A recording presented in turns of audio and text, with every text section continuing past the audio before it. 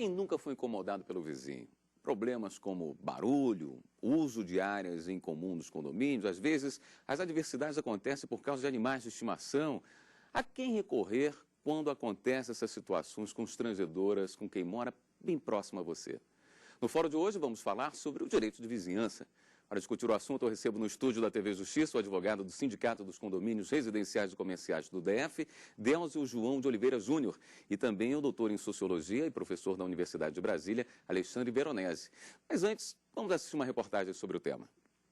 Não é difícil encontrar moradores que já tiveram problema com algum vizinho, mas o que muita gente não sabe é que algumas regras da política de boa vizinhança estão definidas em lei federal. Uma parte especial do Código Civil dá à Convenção dos Condomínios o direito de disciplinar novas regras para garantir a segurança e a qualidade de vida dos moradores. As pessoas devem, sim, ter qualidade de vida, devem sim buscar uma melhoria no relacionamento do dia a dia, mas precisam primeiramente respeitar mutuamente, porque sem o respeito, certamente esse tipo de problema vai acontecer no Brasil como um todo. Muitas pessoas já tiveram problemas de vizinhança por causa de animais, quando o vizinho tem cães barulhentos, por exemplo, ou por condições sanitárias. Terrenos baldios, cheios de entulhos que atraem pragas indesejáveis são muito comuns. Nestes casos, as mesmas regras sobre perturbação previstas no Código Civil podem ser aplicadas. De acordo com esse advogado, o morador que se sentir prejudicado deve procurar um intermediador e, se o problema persistir, deverá ser levado à justiça. Tentar uma medida inibitória, uma medida coercitiva, uma medida cominatória, no sentido de que o juiz conceda a ele um provimento de urgência, impondo uma multa, para que se cesse a perturbação. Bem, um assunto abrangente, mas dá para listar assim, uns 3 ou 4 problemas mais comuns em condomínios? Com certeza. Um dos maiores problemas do condomínio é a criação de animais, porque efetivamente isso vai causar um desassossego para a comunidade e para aquela pessoa que tem o seu animal, vai causar um constrangimento e até uma dor em ter que perdê-lo. A outra questão é o barulho. O barulho realmente é algo que causa um incômodo muito grande para todas as pessoas.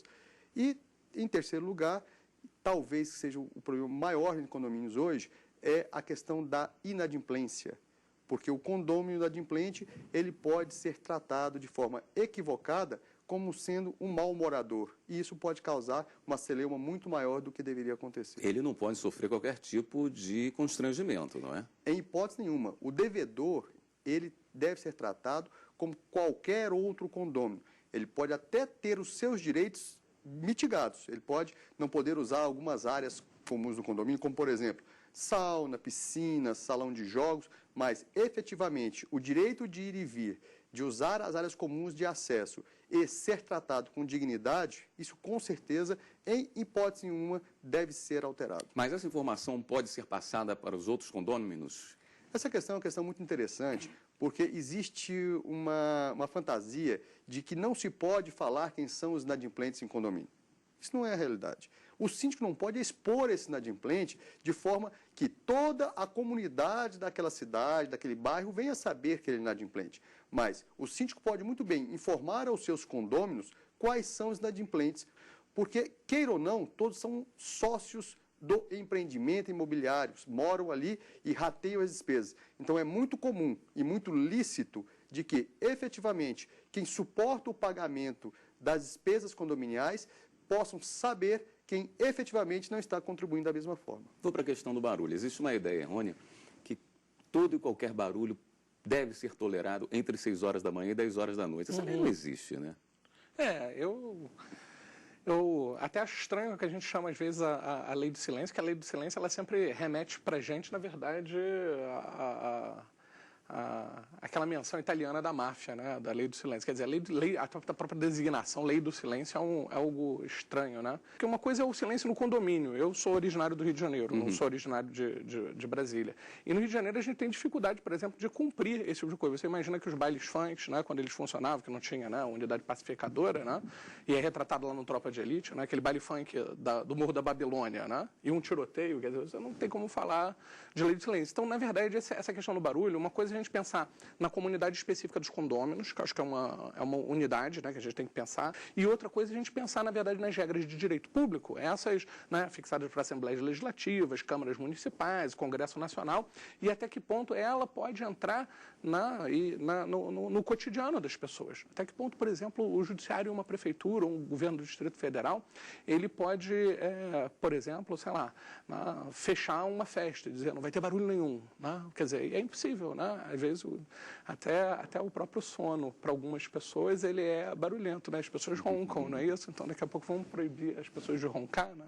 O limite de ruído em bares, em boates, por exemplo, é estabelecido, se não me engano, 75 decibéis. Mas eu acredito que não tem para residências, né? No Distrito Federal, nós temos lei específica para esse caso. Nós temos a quantidade de decibéis para a parte diurna e para a parte noturna. E, lembrando sempre que a questão que você colocou é muito importante em relação ao horário. O horário que a lei dispõe, em regra, das 22 às 6, ela é que, efetivamente, o silêncio tem que ser quase absoluto.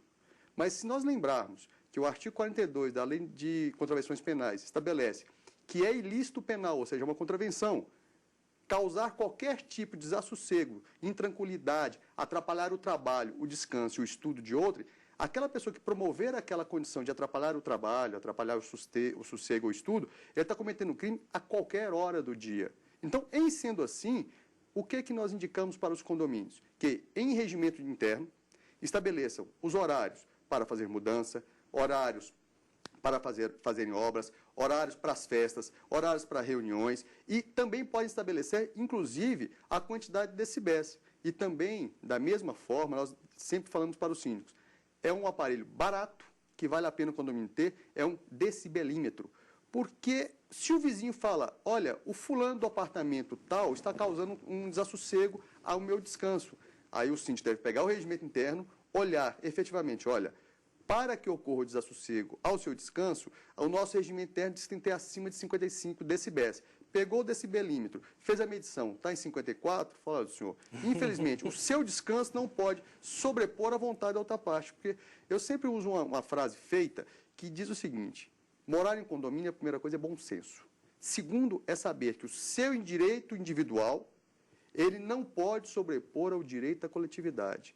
Então, se o senhor quer ter um descanso absoluto, se o senhor quer escutar o barulho dos pássaros, o senhor tem que morar na zona rural. Morar na zona urbana, principalmente na cidade grande igual Brasília, São Paulo, Rio de Janeiro, Belo Horizonte. Sabendo que só o barulho dos veículos que passam nas avenidas, em regra, sobrepõe ao limite previsto em lei da quantidade de decibéis, nós não podemos querer que o nosso vizinho ele se abstenha de conversar às 23 horas numa reunião. Por quê? Porque só a conversa de 5, 6 pessoas vai ultrapassar os limites legais. Para fechar essa lista dos 3 maiores problemas, inadimplência, barulho e animais, vamos para os animais.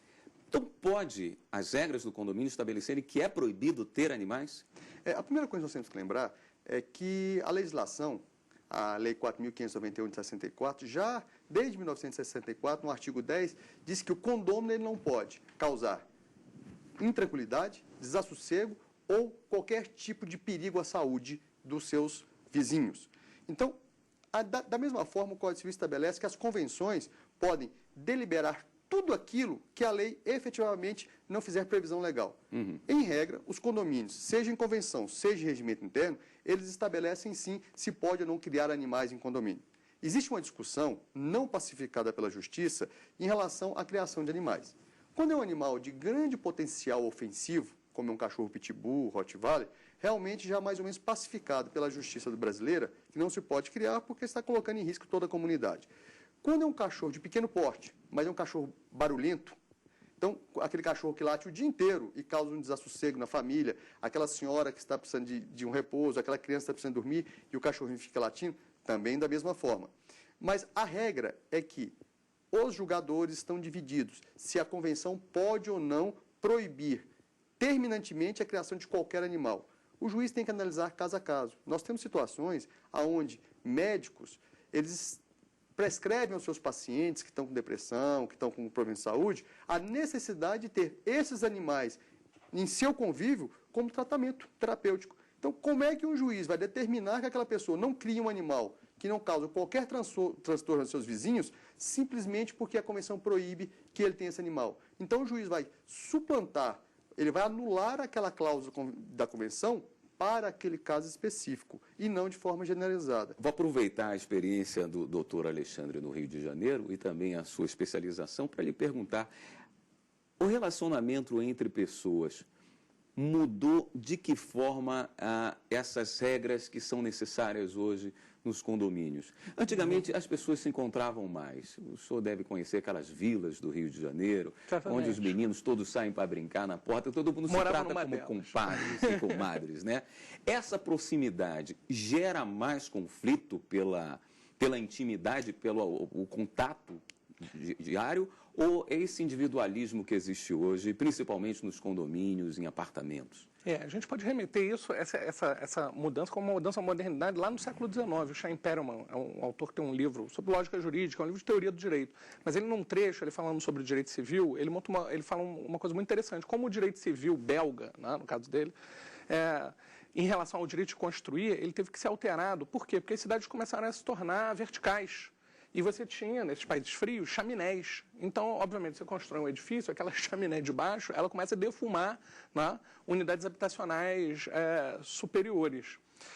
E elas também começam a colocar outras chaminés para cima. Então, toda essa convivência, né, essa convivência em áreas, né, densas, ela se tornou cada vez mais conturbada. Não é por acaso que Brasília é a segunda cidade mais espalhada do mundo, né? É óbvio que você ter pessoas amontoadas, necessariamente isso vai gerar conflito. A não ser que você tenha uma sociedade muito tranquila, como a sociedade japonesa, né, que resolve os conflitos, mas de forma... Nas sociedades ocidentais, isso gera uma conflitualidade enorme. Eu tenho certeza que o Dr. Delcio vai ter milhares de relatos de briga entre condôminos, né? Os japoneses, eles resolvem isso de uma outra maneira. O que eu acho que é bastante interessante para pensar, isso que você colocou, William, e o que o Delcio falou, e que eu acho que talvez seja a dúvida do telespectador, é como que a gente vai ter uma regra segura, né?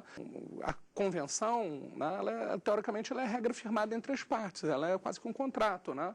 E essa convenção, ela pode ter cláusulas, né, não aplicadas pela decisão de um magistrado, etc. Como é que isso funciona com as regras estaduais, quer dizer, e esse é o drama contemporâneo, não é o drama só da modernidade, ou seja, de como é que o judiciário vai entrar na casa das pessoas para definir o que é um padrão de comportamento aceitável, o que é, quer dizer, o que é interessante. Houve uma mudança social, certamente, que as pessoas, acho que elas autocompunham os conflitos com mais, num passado, né?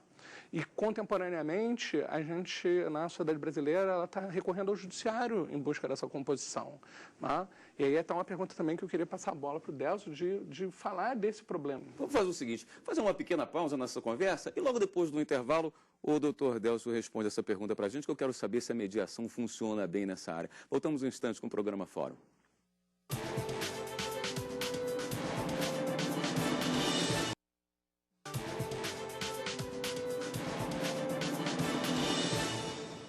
O Fórum está de volta. Hoje estamos conversando com o advogado do Síndico Condomínio do DF, Delcio João de Oliveira Júnior, e também com o doutor em Sociologia e professor da UNB, Alexandre Veronese. Estamos tratando do direito de vizinhança. Doutor Delcio, essas questões de condomínio normalmente são levadas para o judiciário? É mais um ponto de encharcamento do judiciário, ou essas conversas costumam ser resolvidas pelo síndico, ou talvez até junto ao síndico condomínio? Funciona a mediação nesses casos? A mediação sempre é o primeiro caminho que todos devem adotar. Mas, infelizmente, a intolerância está numa crescente muito grande. Nós temos verificado, o próprio síndico condomínio, ele faz um trabalho há muitos anos de tentativa de pacificação social, onde quando nós verificamos que efetivamente tem um conflito entre o síndico com o condomínio com outro condômino, o empregado com o próprio síndico ou com o condômino, nós chamamos as partes para tentarmos fazer uma composição amigável para dirimir os conflitos. O crescimento de ajuizamento de ações por conflitos de convivência está assombrando a todos os operadores de direito que militam nessa área. Por quê? Porque, efetivamente, as pessoas não querem fazer uma composição tão simplesmente. Elas querem ver o seu vizinho punido por um ato. O fato dele se retratar que deveria ser, sim, já uma mediação, é aquilo que deveria objetivar o fim do conflito, já não está servindo para aquela população. Ele quer ver o seu vizinho ser condenado, ter uma ação de danos morais julgado procedente contra ele, obrigando-o a pagar um valor de indenização, ou mesmo, em algumas situações, ser condenado criminalmente por injúria, difamação, perturbação da paz. Então, é uma situação que nós não estamos com uma tranquilidade muito grande. Nós temos um caso que o juiz do Juizado Especial do Núcleo Bandeirantes, ele fez, ele é o pai da criação da justiça restauradora, aonde, quando chega um litígio, principalmente condomínio, às mãos dele, antes de dar a sentença final, ele tenta encaminhar essas pessoas para a justiça restauradora, o que é, não mais com o juiz, não com um conciliador judicial, mas sim encaminhar para um psicólogo, para um sociólogo, para que aquela pessoa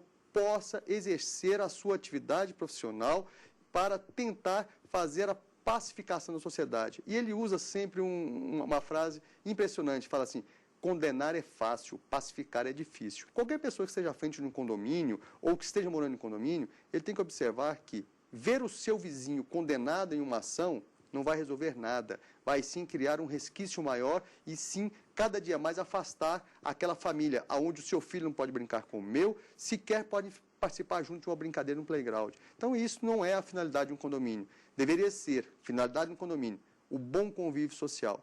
Mas, infelizmente, isso não está acontecendo. E, consequência disso, é o aumento de número de ações da justiça de forma absurda, onde nós temos situações até de condôminos pedindo a exclusão de um condomínio do convívio social daquela comunidade. Que é possível, né? Que, na verdade, o relator do Código Civil falava que era possível, mas, infelizmente, ele não escreveu isso no Código Civil. Todo mundo fala, eu posso excluir o condômino com conduta antissocial. Uma vez, até conversando com o assessor do deputado, que foi o relator do Código Civil, falou assim, mas o espírito do legislador quis dizer isso. Eu falei, doutor, mas ele não escreveu isso. E não estando escrito, efetivamente nós não podemos afastar. Até porque eu entendo que afastar o condômino da sua residência estaria, sim, maculando uma situação de garantia constitucional, que é o direito da moradia e o direito do patrimônio. Como é que uma norma vai estabelecer, como é que uma Assembleia pode estabelecer que o fulano tem que se abster de morar em algo que é dele, que é a sua residência, seu local de moradia, porque ele tem conduta antissocial? Mas aí o Código Civil tenta mitigar esses problemas criando multas vultosas. Por exemplo, o condômino que é considerado uma pessoa antissocial, ele pode ser multado em 10 vezes o valor da taxa condominial. Pois é, mas isso não resolve. Veja bem, se você é vizinho de um jogador de futebol que gosta de fazer primeira multa, segunda, terceira, ele paga e ele passa aí a entender: estou pagando minhas multas, eu estou comprando o meu direito de ter essa atitude antissocial. Aí vem aquela situação. Levar o problema à justiça, aí sim é necessário. Por exemplo, eu estou com um problema com meu vizinho, entro com ação de obrigação de não fazer, ou seja, para aquela pessoa se abster de causar o incômodo excessivo que ele está fazendo. Levo toda a comprovação, medição de laudo técnico com decibelímetro, testemunhas, e o juiz diz o seguinte: fulano de tal deve se abster de fazer o barulho, sob pena de pagamento de multa diária. O juiz pode aplicar a multa diária de R$1 milhão, se ele quiser. Agora, você vê, doutor Alexandre, que não basta ter regras claras para que as pessoas convivam de uma forma tranquila. De fato, a gente vem vivenciando no Brasil uma situação contemporânea, onde há um certo esfacelamento mesmo, de individualismo e conflitos emergindo, e talvez o judiciário, e essa solução da justiça restaurativa, ela funcionou em outros países, e ela seja talvez o acréscimo da mediação, tem toda uma discussão forte nesse sentido, ou seja, tentar, ou como o Delcio colocou, ou seja, ter um envolvimento de todo mundo, não interessa se jurista, condomínio, ou seja, condômino, de todo mundo, para tentar tentar que se busquem novas maneiras de pacificar mesmo essas relações. Que não promova a cultura da indenização, que não é interessante. Que é péssima, ou seja, e na verdade que não resolve grave porque a gente vê isso, às vezes, em juizado especial criminal, né? O juizado especial criminal é muito pleno nisso, né? Quer dizer, você busca uma punição, mas aquela punição, ela redunda, às vezes, no pagamento de uma cesta básica, etc. Ela como você colocou, né? Ela às vezes, serve até de um estímulo, dizer, não, eu paguei uma cesta básica, eu já estou ok, então eu posso continuar praticando malefícios. E a gente buscar... ou então a gente vai encarcerar todas essas pessoas, quer dizer, não tem como. É um problema que tem uma face dele que é jurídica, ela se resolve realmente judicialmente, com indenização, etc., etc. E a outra dinâmica, ela é social. Se o judiciário puder, já que ele está sendo o estuário dessa vaga de reivindicações, se juntar e trazer outras competências, outras inteligências, outras atuações, outras sensibilidades, para fazer com que o processo judicial não seja meramente isso, outorgar uma indenização para aqui, outra para lá, mas fazer uma composição. Na hora de fazer uma regra de condomínio, que ela reflita um espírito conciliador, de viver em harmonia, etc., que realmente parece ter sido uma coisa perdida no passado, numa calçada, junto a um subúrbio de Madureira, onde a pessoa sentava ali, ficava vendo o movimento e tinha uma boa relação com seus vizinhos, ou seja, ter esse tipo de espírito, de construir regras com essa sensibilidade, com esse sentido, essa paixão. Já que essas regras do condomínio deixam esse espaço em aberto para que os moradores possam legislar em assuntos ainda não pacificados, é um bom ambiente para pessoas do universo jurídico fazerem algumas boas tentativas, algumas experiências. O dia a dia do condomínio é algo tão inquietante e motiva tanto o operador de direito no sentido de sabermos o seguinte. Primeiro, a convenção é um instrumento mais estático. Ela é feita desde a fundação do condomínio e para que ocorra sua alteração nós precisamos de 2/3 total dos condôminos a favor. Mas o regimento interno, com o novo Código Civil, ele ficou muito mais interessante para que ele pudesse ser atualizado de tempos em tempos. Porque nós temos que ver que cada edificação ele tem uma característica de moradores. Eu não posso ter um regimento interno com previsões de famílias com crianças para um grupo de pessoas que estão mais para a terceira idade. Então, as comunidades condominiais, eles devem sim estabelecer regras de convivência e de boas condutas nos regimentos internos. E pelo menos há 4 ou 5 anos após a edição do primeiro regimento interno, eles devem reavaliar para readequar aquelas situações, para ver se efetivamente o síndico, que é o mediador de todos os conflitos, deveria ser, e que é o gestor do condomínio, se ele tem armas suficientes para tentar colocar o mínimo de ordem naquele local, para as pessoas não usarem as áreas comuns dos condomínios como se fossem áreas particulares, colocando veículos, depósitos, que também causam um conflito muito grande. Não permitir que o vizinho, quando for fazer uma reforma na sua unidade, utilize a vaga de garagem como depósito de entulhos. Então, tudo isso causa um desassossego muito grande. E o regimento interno do condomínio deveria ser o instrumento a ser utilizado e a ser efetivamente trabalhado. E é por isso que nós sempre falamos o seguinte: o condomínio deve identificar quais são os problemas a serem resolvidos e pedir auxílio a um advogado especialista na área para que ele possa colocar de forma técnica como deve se aplicar a vontade dos condôminos, para que efetivamente, se for necessária a justiça, aquela cláusula ou artigo que os condôminos quiseram colocar no regimento interno, quando for da interpretação do juiz, ela seja uma cláusula clara que tenha efetividade. Porque senão, simplesmente, nós teremos um trabalho que não vamos atingir a finalidade nunca. Tem um filme que é muito interessante, queria rapidinho só ter uma opinião sua, que chama Edifício Master, que fala exatamente sobre isso. E o Dessa estava dizendo, se o síndico tem armas, Parece que é uma coisa assim, o síndico, ele falava isso, que ele começava o processo de pacificação com Piaget, com a teoria da educação, do não sei o quê, e que ele, se não funcionasse Piaget, aí ele chamava o Pinochet, ou seja, ele ia com a arma, É tão interessante que o síndico condomínio, ele conseguiu formar a primeira turma do Brasil em gestão condominial de nível superior técnico. Então, nós estamos trabalhando em cima de síndicos profissionais. Nós, no Distrito Federal agora, lançou uma pós-graduação em gestão condominial. Ou seja, efetivamente, nós temos que preparar bem os nossos gestores Por quê? Os tempos mudaram, as pessoas mudaram e a comunidade também mudou. Então, nós temos que ter pessoas que possam ter o mínimo de conhecimento necessário para saber como aplicar as regras e até as armas lícitas que temos para tentar pacificar a comunidade. Se você é síndico e não tem essa informação, tenha, por favor, uma boa assessoria. Bom, o programa está ficando por aqui, mas eu gostaria de agradecer a presença do advogado do Sindicato dos Condomínios Residenciais e Comerciais do Distrito Federal, o síndico condomínio, Délcio João de Oliveira Júnior, e também o doutor em Sociologia e professor da Universidade de Brasília, Alexandre Veronese. E você pode rever esse programa na página da TV Justiça. O endereço é www.tvjustiça.jus.br. E também pode enviar sua sugestão para o programa. E-mail fórum@stf.jus.br. Próxima semana tem mais uma edição do Fórum para você.